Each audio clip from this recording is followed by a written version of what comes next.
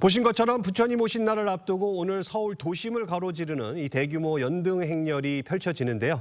이 내용과 함께 한 주간의 이슈들까지 자세히 짚어보겠습니다. 네, 장현주 변호사 계속해서 함께 해주시고요. 권상희 시사평론가 새로 모셨습니다. 안녕하세요. 안녕하세요. 예.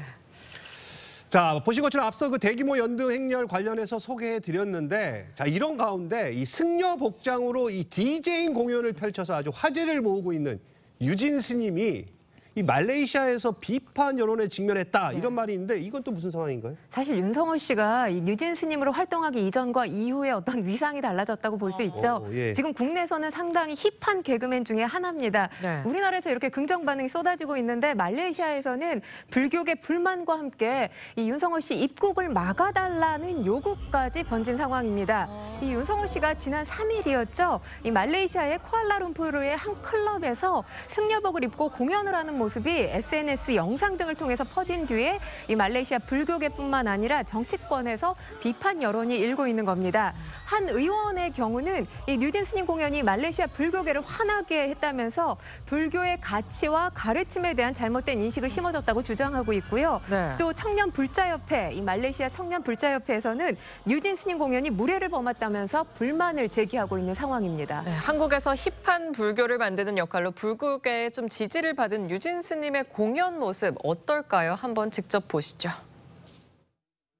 지금부터 다들 즐기도록 하겠습니다.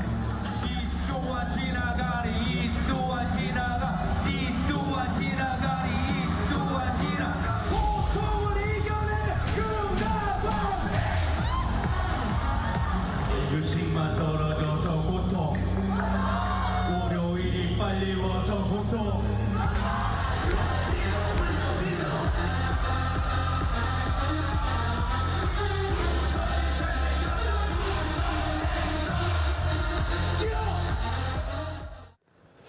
야, 이 정말 힙한 것 같은데, 자, 그래서 그런지 이 말레이시아는 달리 이 한국 불교계에서는 오히려 이 환영하는 분위기라고요. 그렇습니다. 여론도 굉장히 힙하다 이런 얘기들 많고요. 특히 이제 대한불교 조계종 총무원장인 진우 스님도 젊은이들에게 다가가서 마음을 평안하게 해주는 천병 역할을 하고 있다라고 긍정적으로 평가해줬습니다. 네. 개그맨 윤성호 씨잖아요. 예. 지난해 뉴진이라는 법명을 진짜로 받았고요. 그래서 뉴진 받은 스님, 거예요? 약식으로 받긴 했지만 뉴진이라는 법명 받아서 뉴진 스님이라는 캐릭터로 지금 활동하고 있는 것으로 봐야겠습니다. 네, 그런데 이 대규모 연등 행렬은 내일까지 이어지면서 종로 일대 교통이 전면 통제가 되는데 이 뉴진 스님의 푸처 핸섬 무대 내일도 볼 수 있다고 해요? 네, 오빠 몇 살 관세모살. 아까도 보셨지만 고통을 이겨내면 극락왕생. 야. 네, 내일 이 힙한 무대 다시 보실 수가 있습니다. 잘하시네요. 잘하시는데요. 더 할 수 있지만 지금 아유. 뉴스기 때문에 네네. 참겠습니다. EDM을 윤성호 씨가 그렇게 얘기를 해요. 이 불교를 전파할 수 있는 매개체다. 이렇게 이야기를 하고 있는데 네. 지난 4월이었죠. 국제불교 문화 박람회가 열렸었는데 사실 이 뉴진 스님이 힙한 스님으로 부각되게 된 게 바로 그 무대였습니다. 당시 무대에서 걸그룹의 댄스 무대가 뉴진 스님 앞에 있었거든요. 네. 그럼에도 불구하고 스님들과 관객들의 엄숙함을 깨지 못했는데 이 엄숙함을 한 번에 깬 것이 바로 뉴진 스님이었습니다. 내일 혹시 뭐 종교와 무관하게 이 무대를 즐기고 싶으신 분들은 조계사 앞 사거리에 관련 무대가 8시 45분부터 시작된다고 하니까 네. 함께 관람하셔도 좋을 것 같습니다. 알겠습니다. 자, 계속해서 다음 내용 보겠습니다.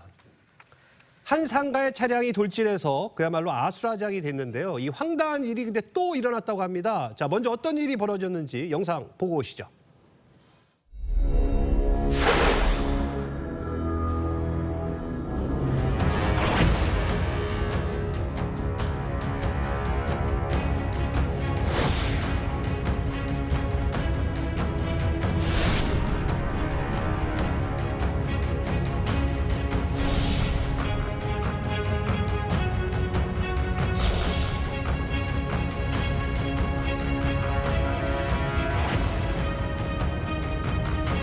운전석에 여자 신발 운동화도 있고 남성하고 여성하고 운전을 바꿔 사는 게 확인이 됐어요.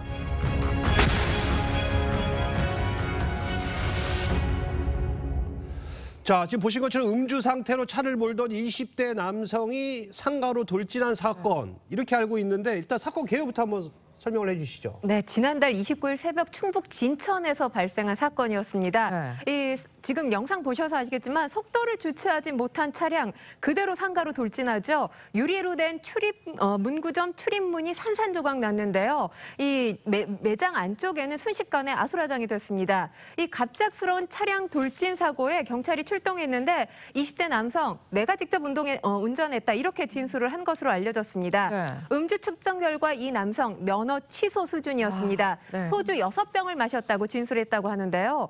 하지만 경찰 조사 결과 실제 운전자는 이 남성이 아니었습니다. 오. 함께 타고 있었던 20대 여성이었던 것으로 드러났는데요. 차량 동선을 따라서 CCTV 분석을 해보니까 남성이 차량을 몰다 중간에 멈춰선 뒤에 여성과 자리를 바꾼 게 드러났습니다. 네, 그런데 왜 자리를 바꾼 건가요? 뭐 렌트카를 계약한 남성의 보험 적용 이것 때문에 그랬다는 얘기도 있고요. 네, 그럴 가능성이 지금으로서는 상당히 높아 보입니다. 지금 사진만 보더라도 굉장히 이 사고가 어마어마한 끔찍해요. 사고였다는 걸 네. 보실 수가 있죠. 사고 피해를 입은 매장 점주가 상당히 난처한 상황에 처해 있는데요. 보험회사에서 렌트 계약자인 남성이 아닌 여성이 운전을 했기 때문에 그렇게 해서 발생한 사고라서 보험회사 면책 사유 이렇게 설명을 했다고 합니다. 그러니까 보상 절차에서 빠진다는 거죠. 이 보험 처리가 불가능한 상황이기 때문에 운전자를 상대로 피해 보상을 직접 해야 하는 상황이 된 겁니다. 자, 그런데 이 남성분 일단 음주운전은 맞잖아요. 근데 여기에 또 거짓 진술하고 바꿔치기 했잖아요. 이거 어떻게 형벌이 어떻게 돼요? 단순히 거짓 진술이 아니라 네. 범인도피죄에 해당이 됩니다. 왜냐하면 여자친구가 사실은 운전해서 사고를 냈는데 네. 본인이 운전했다라고 했잖아요. 이것은 이제 수사기관 수사 절차에서는 범인도피죄 혐의가 적용될 수 있기 때문에 아마 이 부분도 입건이 될 것으로 보이고요. 네. 문제는 운전을 한 것이 여자친구였다라고 한다면 이 여자친구의 음주 여부일 겁니다. 아마 지금 일단 보도되는 내용에 따른다면 당시 여자친구가 음주 측정까지는 하지 않은 것을 보이거든요. 네. 그렇지만 당시 진술이 여자친구도 함께 술을 먹었다라고 하고 있고 그리고 관련해서도 수사기관이 음주 정황들을 확인할 수 있는 부분들이 있기 때문에 이 부분까지도 입건을 할지 여부 검토 중이라고 합니다. 자, 근데 아까 말씀하신 것처럼 이 렌트카 그 이름이 이 남성분이 빌린 거잖아요. 근데 이게 만약 여자가 운전한 걸로 바뀌면 보험을 못 받게 되면 저 억울한 저 상점 자영업 하시는 분들 어떡합니까? 그렇죠. 앞서 이제 설명이 좀 나왔지만요. 일단 보험회사 측에서는 면책 조항을 들고 나올 가능성이 높습니다. 일단 이 남성과 계약을 했고 남성에게만 보험이 적용된다라는 일대 조항의 어떤 면책 조항이 있었다라고 한다면 네. 다른 사람이 운전해서 사고 낸 부분 보험 적용 안 된다라는 주장 나올 수 있을 것 같은데요. 당연히 피해를 본 사장님 입장에서는 정말 날벼락 같은 일입니다. 이런 경우에는 이제 민사상으로 봤을 때는 실제로 이제 사고를 내고 이제 손해를 입힌 운전자들에게 민사소송을 걸어야 되는 문제들이 있기 때문에요. 이런 부분에 대해서도 피해가 없도록 이제 법적인 조치 제대로 취해야겠습니다. 알겠습니다. 자, 다음 내용 보겠습니다.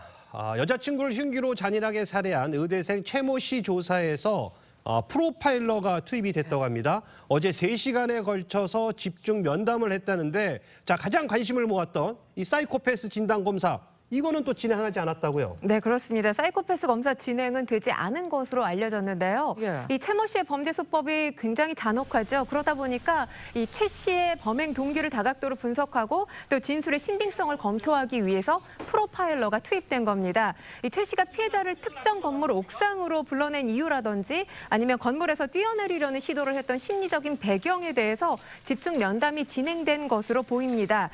하지만 이 경찰 사이코패스 검사가 진행될 거라고 많은 분들이 생각을 하셨을 텐데 그렇지 않았던 이유, 이 최 씨가 직접 사이코패스 검사 받지 않겠다 이렇게 거부한 건 아니라고 합니다.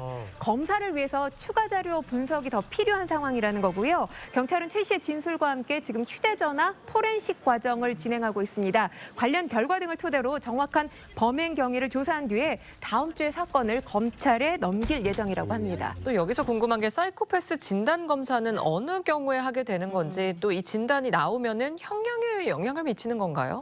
일단 결론부터 말씀드리자면 네. 사이코패스로 진단이 됐다라고 해서 직접적으로 뭐 혐의 여부라든지 뭐 형량이라든지에 바로 영향을 미치지는 않습니다. 심신미약 뭐 이런 거 있죠. 그렇죠. 근데 심신미약을 주장하는 어떤 하나의 고리로 쓸 수는 있겠는데요. 네. 오히려 심신미약일 때는 잘 아시다시피 감형이 될 수 있는 요소가 되거든요. 예, 예. 그런데 오히려 사이코패스로 진단됐다라고 한다면 사물에 대한 변별력이 더 높다라고 볼 수 있기 때문에 오히려 심신미약이 아니다라는 요소로 인정될 가능성도 높거든요. 그렇기 때문에 사이코패스다라고 해서 바로 심신미약이다라고 연결되긴 어려울 것 같고 사이코패스로 인해서 정말 심신미약 상태인지를 법원이 판단하게 될 것으로 보입니다. 다만 범행의 동기라든지 잔혹성이라든지 또 재범의 위험성에 대해서는 법원이 참고할 수 있는 자료가 되는 것은 분명합니다.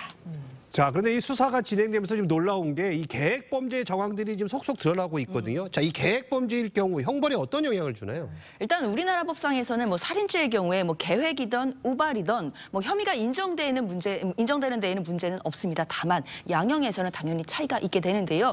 우발적 범행보다는 계획적으로 치밀하게 준비했던 살인죄의 경우에는 당연히 양형에서 가중적인 요소가 됩니다. 그런데 이번 사건 같은 경우에는 계획 범행의 정황들이 속속 나오고 있거든요. 범행 전 2시간 전에 흉기도 준비를 했고 그리고 피해자도 그 건물로 불러내는 정황들이 있습니다. 그리고 이제 범행을 마친 이후에 상의를 또 갈아입어서 피해자의 혈흔이 묻은 옷을 감췄다라는 얘기까지 나오고 있습니다. 그렇다면 계획 범죄 정황은 확실한 것으로 보이고요. 이런 부분들이 재판에서 인정된다라고 한다면 가중적인 요소로 양형에 참작될 수 있겠습니다.